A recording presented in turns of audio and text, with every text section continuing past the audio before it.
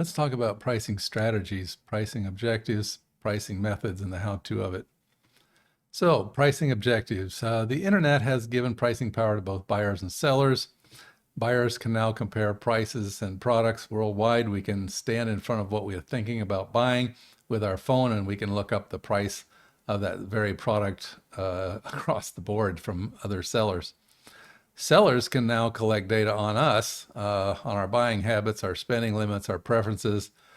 There's cookies on our machines, on our PCs, and on our phones. There's spider crawls that scrape data across the internet. And this has changed some things. One of those things is it used to be that appliance companies used to sell their old model appliances overseas at full price or even higher, but that doesn't work very well anymore because people can compare overseas and they can say, wait a minute, that's a 2-year-old product and you're actually going to charge me more for it? No. Okay, one-to-one or personalized marketing. This is customized marketing mix. This is the 5 Ps, the product, price, place, promotion, and people. There's a video on that. If you haven't seen it, you should go watch that. For each customer, so this is built up from this data that they get from us, cookies, loyalty programs, and so on. Warning about this is some customers really hate it. I did a recent experiment where I sent some friends some emails talking about this huge inheritance I had just gotten. It's all fake, of course. And I was trying to decide whether to buy a super yacht or a fleet of luxury jets. And sure enough, within a few days, I was getting ads for those kind of things. Pricing objectives continued, profit maximization. The definition is produce a product as long as revenue is greater than the cost of producing it. So yeah, as long as you're making more money than it's costing you to make the product, then you keep making it. That's logical. Target return on investment, ROI. The price of a product is set to give the desired profitability at the company level. So actually, I should say the price of the product lines are set because this happens at the company level. We're going to talk about something that happens at the product level, but this happens at the company level. So the company wants a 17% profitability. So they charge their costs plus 17% for their products across the board. And that is how they set their prices across all of their product lines.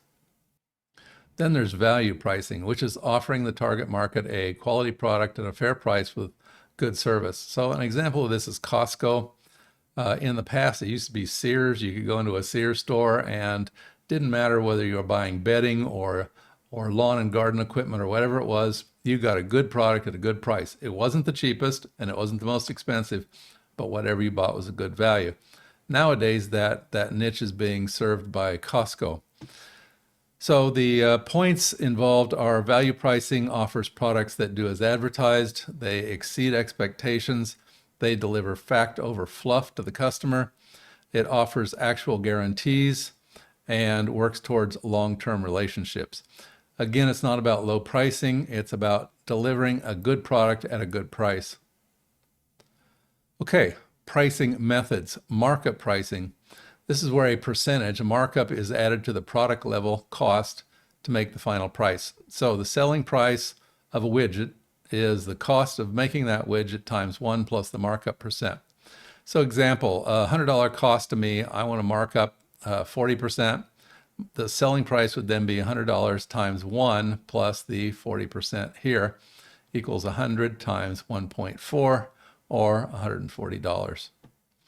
So that would be the final selling cost, selling price. It is difficult to determine a markup percent that the customer is going to pay. That's one of the tricks of this. I set this at 40%, customer says that's too high. Or maybe the customer goes, woohoo, that's way too low. Your competitors are much higher and they're going to come rushing to us and we're going to leave money on the table. So if it's too high, then we have lost sales. If it's too low, we have lost profits. Markup negates price as a tactical or strategic weapon. So yeah, this is very mechanical. You just plug in the numbers and whatever happens, and you're not doing any strategic thinking, which can expose you to competitors and changes in markets.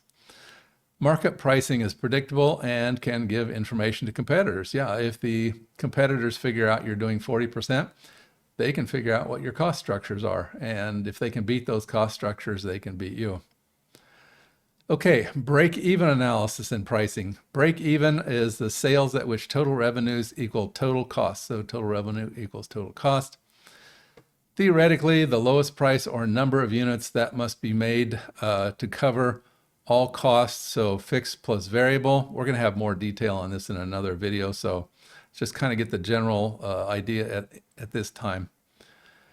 Sales beyond break-even contribute to profit. So this is the point. Break-even is the point where you're not making any money and you're not losing any money. It's just the right number of products to cover your costs and any of the distribution, any of those costs that you have.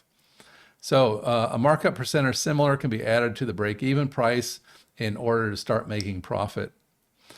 Break-even units equals the fixed costs divided by the price per unit for each thing you're making, each widget, let's call it, and the variable cost per unit or variable cost per widget.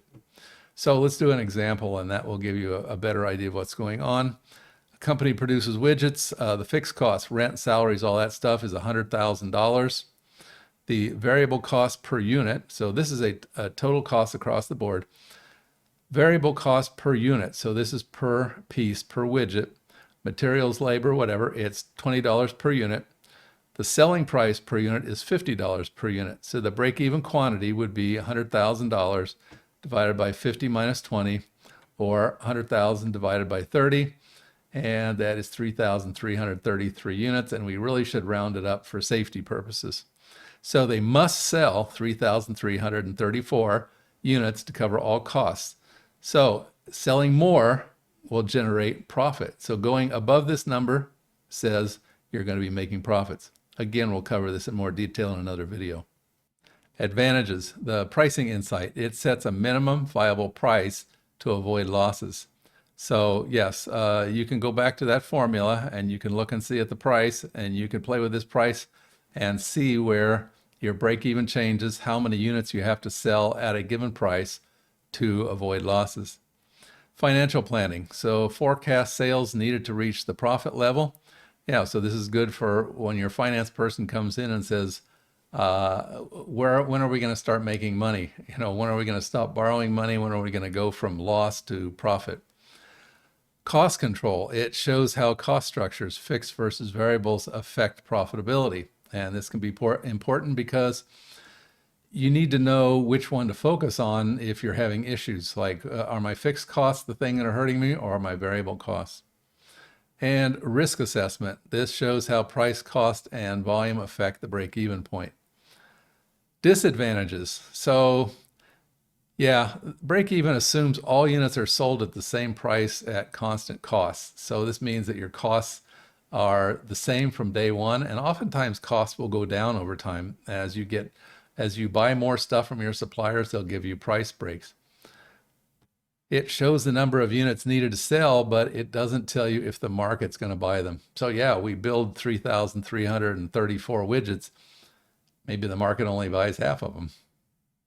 No margin of safety. It does not factor in unexpected costs, competitive price drops, economic shifts. Our 3,334 unit number is, yeah, it is that number. And you say, I've got to make that number or die. And yeah, if something else unexpected happens, yeah, that number could be worthless. It could put you underwater. So it's just not useful alone. It works best when combined with market research, competitive analysis, and pricing strategy. The point here is that it seems like if I grind through the numbers and I come up with that break-even number and I can reach that, then I'm safe. But the real bottom line is that business is dynamic, and that's just never the case. It's a good target. It's something to keep your eye on, but you just have to kind of go with the flow. It's like piloting a boat across the ocean. There are storms, there are currents, and you got to kind of go with that. Demand-based pricing. Based on customer demand for the product, prices are high when demand is high and low when demand is low. Electricity prices. A lot of places will offer you a high price during the day, but low price at night, so you can charge your car, do your laundry, whatever it is. Another example, hotel prices during high and low season. During high season, prices go up. Low season, they can be really cheap. Price differentiation, that is setting different prices in segmented markets based on segment characteristics.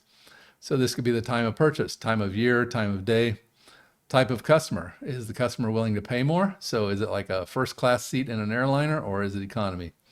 Or the distribution channel. Do they buy it online, or do they buy it in a brick and mortar store? Competition-based pricing. This is based on meeting competitors' prices when products are similar or price is key for customers. The priority is to match competitor prices. You ignore the percent markup or ROI or any other pricing method. You just kind of go with whatever the competitor does. And of course, this can be very financially dangerous, especially if their cost structures are better than yours. An example of this is gasoline price wars and other price wars also. Okay, so this is the end of marketing section 12. We're moving on to the next topic.